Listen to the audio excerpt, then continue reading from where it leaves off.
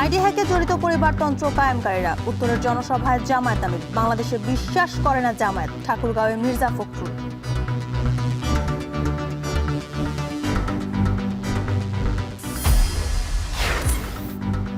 জামায়াতের ইশতেহারে নিয়ে অর্থনৈতিক উন্নয়নের স্পষ্ট বার্তা ও নারীর কর্মঘণ্টা ইস্যুর ব্যাখ্যা।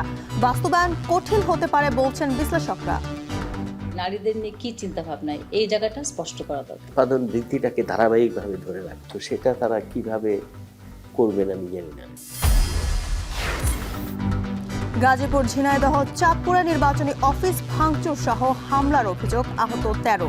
যশোরে জামায়াতের নারী কর্মীদের হেনস্থায় বিএনপির 7 কর্মীর বিরুদ্ধে সমন।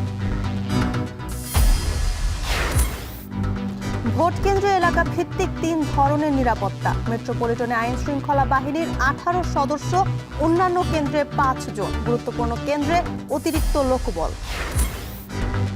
পীরের নির্দেশে পর্দা স্বাধীন বাংলাদেশে কখনোই ভোট দেননি চাঁদপুরের রূপসা দক্ষিণের নারীরা। প্রথমবারের ভোট দিতে মুখিয়ে অনেকেই।